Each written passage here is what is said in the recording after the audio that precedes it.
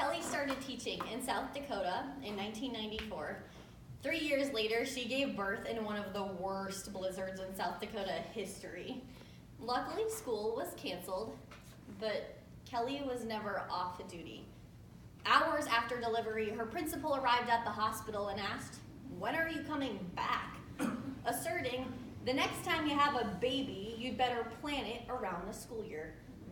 In a January 31st, 2019 personal interview, Kelly expressed, "I felt as if my head were spinning." How does a person respond to that? 22 years ago, paid leave wasn't an option for Kelly. It's 2019.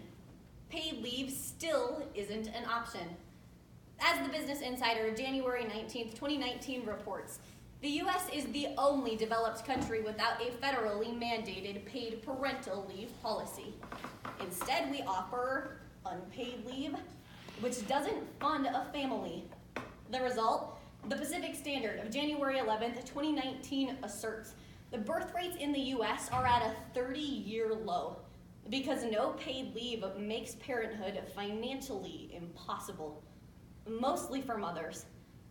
But this isn't just a war on women. No one wins, not adoptive families, not queer couples, and certainly not fathers who all need time off with their children. It's time that we push for a federal paid parental leave policy because our current system hurts us all.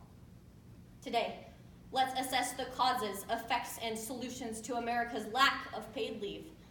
Because as Kelly recalled, "I didn't say anything to my boss. Financially, I couldn't afford to leave without pay, so I went back to work when my daughter was just 15 days old." No parent should have to feel Kelly's pain, ever again. Amanda works for a company with multiple locations abroad. In other countries, her employer provides parents with paid leave, but Amanda isn't so lucky. In a February 7th, 2019, personal interview, she expressed that people in America think taking maternity leave is a vacation. But she noted, it's not time off and it's not easy. No paid leave makes parenthood difficult because of two causes: legal loopholes and gender stereotypes. First, the Family Medical Leave Act of 1993, or FMLA, is fundamentally flawed. As the Fiscal Times of October 28, 2018 asserts, FMLA provides 12 weeks of unpaid leave after childbirth or adoption. But the law only covers 60% of workers. Only companies with 50 or more employees must comply with FMLA regulations. So small businesses don't have to provide leave, and large companies can decide between paid or unpaid leave.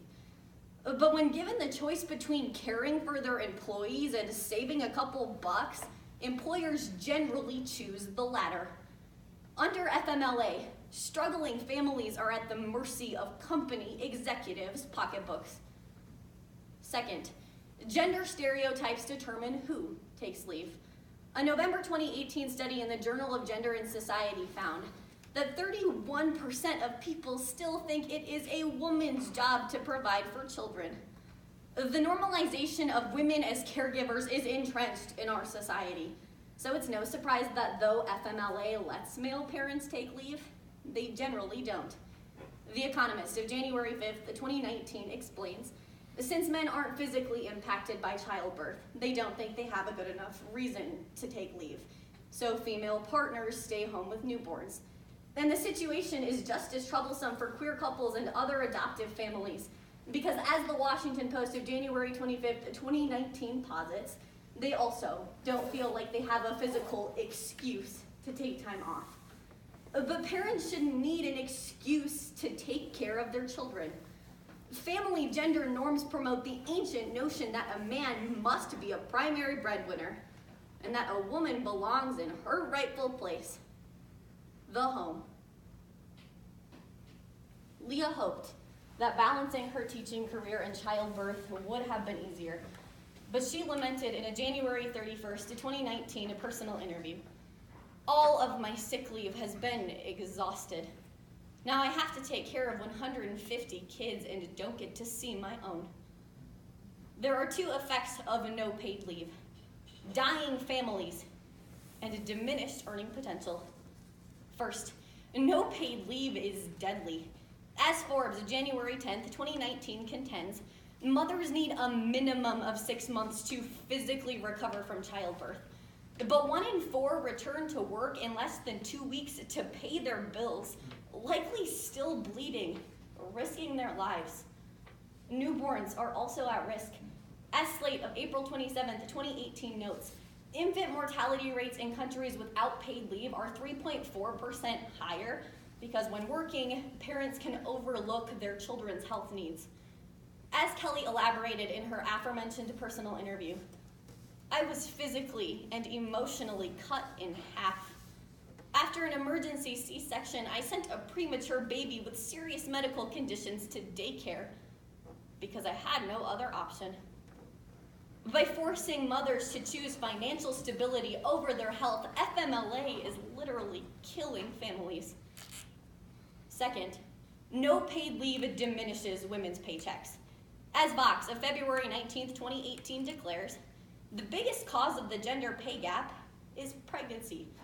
A woman's earning potential drops after becoming a mother, but no similar pay reduction occurs when men become fathers. The New York Times of June 15th, 2018 explains, dads actually get a raise.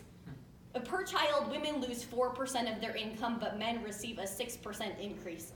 Unpaid leave causes this discrepancy because women more often stay home with children. Essentially, women have to choose between having a job and being a mother.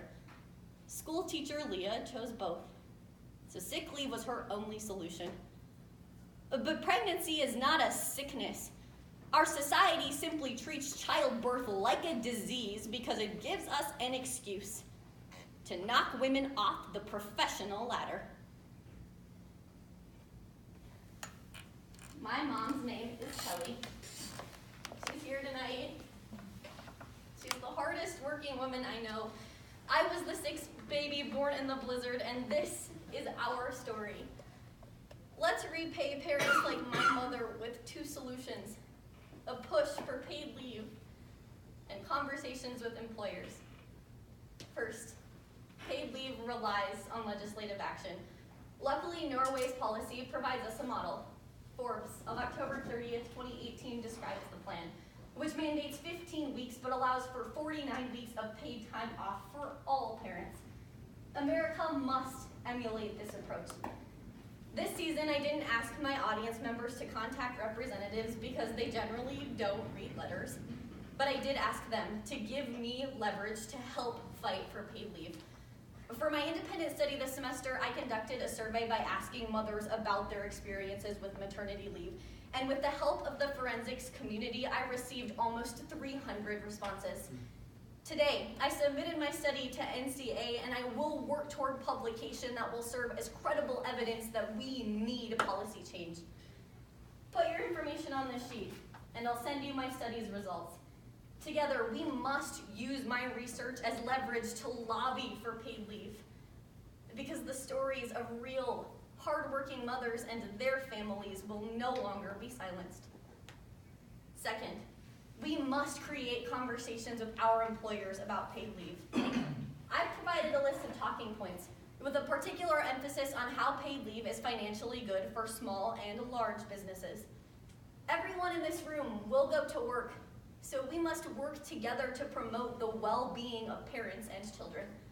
If parenthood is or will become a part of your life, use this sheet to fight for your needs. Even if you're never going to have children, you should still be an ally and advocate for your colleagues. In a system that puts parents at the bottom of its priority list, it's on us to protect each other, to promote basic human decency.